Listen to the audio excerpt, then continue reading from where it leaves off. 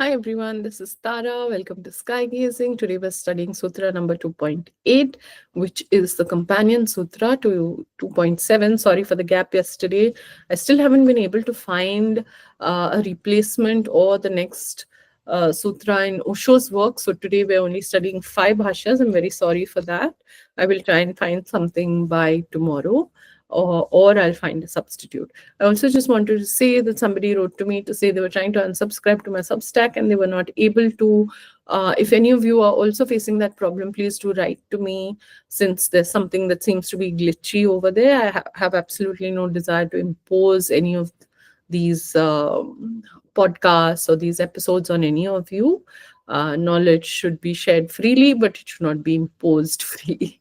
Okay, so please, I apologize for anybody who's facing that problem. Please do write to me if that is the case. The rest of you, please do like, share, and subscribe. Today's sutra is actually so meaningful. It's very brief, but it's very meaningful. Yesterday's was Sukha Anushayi, Ragaha. Today is Dukha Anushayi, Dveshaha. So suffering is that which follows from revulsion and hatred.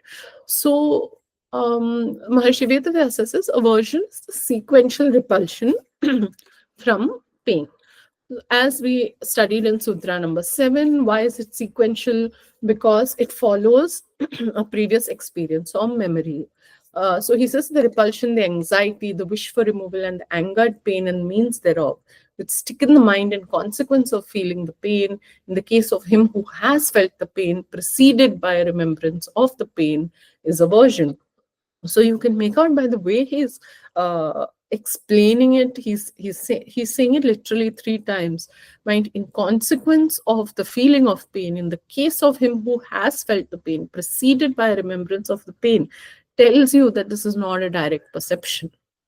Okay, so dukkha, suffering, and dvesha, revulsion, is not the first perception. It is the secondary perception at the very least, because the direct perception, when you go to an object, a sense object, for the very first time, you have neither sukha or dukkha, you have neither raga or dvesha, you're going as a blank slate.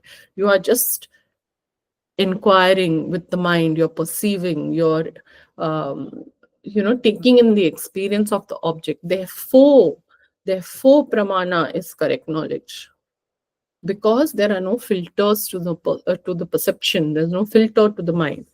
So this also is very important to note about raga and dvesha. So what the problem of raga and dvesha, one is the lack of equanimity. But why is the lack of equanimity a problem? So what if I like chocolate cake and I hate vanilla cake or something? Okay, the most mundane of likes and dislikes. It is because there is no that liking and disliking is impeding my ability to have true knowledge, very simply put.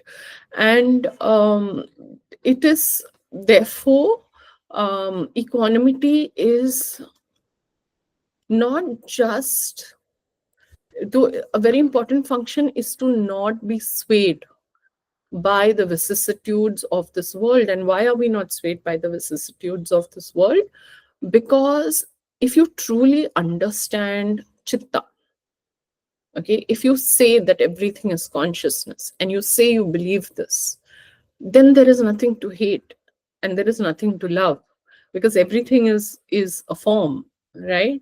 So it's like, let's say you have this big batch of dough that you've made, and with some you make pizzas and some you make burgers and some you make biscuits and some you make cakes, and you're sitting and choosing which of these you like more. You might say, oh well, the ingredients in those are different. No, but the ingredients of all of those are also chitta. So there is no difference. So any practice, so the third thing, so first is the lack of equanimity. The second is the lack of how that impedes pramana, that is correct perception. The third is a lack of understanding of what chitta is. If there is hatred, if there is attachment, then you simply haven't understood what chitta is. And the fourth is these are indicators of practice gone wrong. a practice being ineffective or inadequate. Because if a practice is isolating you from the world, right? Um, it's very fanciful to say, and that also has its purpose, right? There are people who go and meditate in caves and they're deepening a different kind of a practice.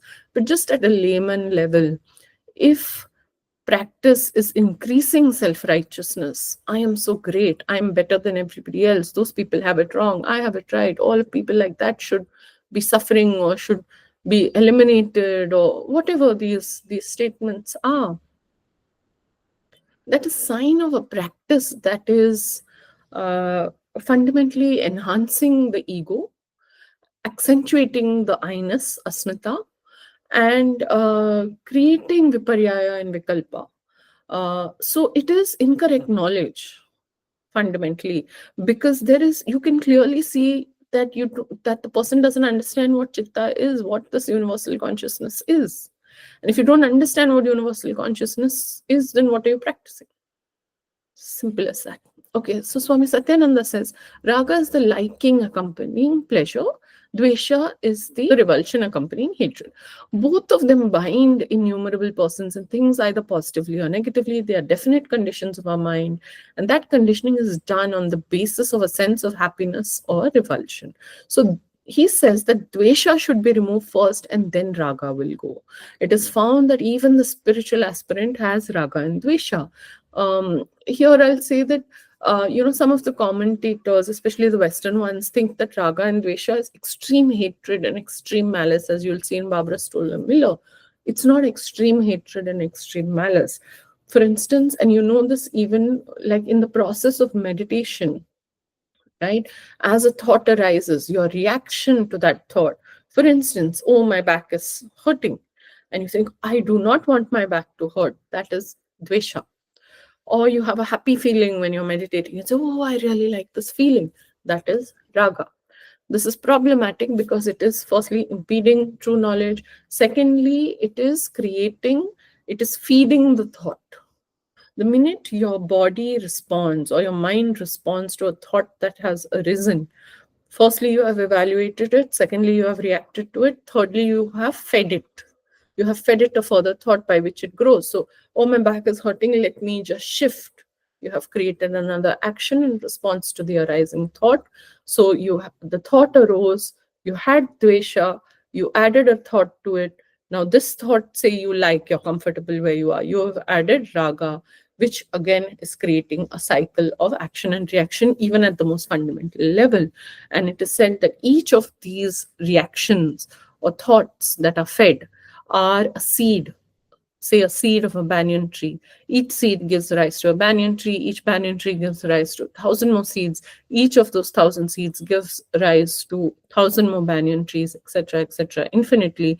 And this is how, with the cause and effect of karma, we remain stuck in the samsaric cycle. If we ever have hope of exiting this cycle, it is necessary to watch even the smallest thought in the sense of non-evaluative observation and being non-reactive. Okay, so Swami Satyananda says, when dvesha is removed, meditation becomes deeper and then raga can be given up. It is said that man is affected more by dvesha than by raga. Therefore, one should get rid of hate. Swami Vivekananda says, aversion is that which dwells on pain, which gives us pain we immediately wish to get away from. B.K. Sengar says, unhappiness leads to hatred, pain, sorrow, and misery trigger a chain of hate and aversion. How does this triggering happen? We've studied it already, because these seeds basically become, where are they planted? Where are the seeds of karma planted?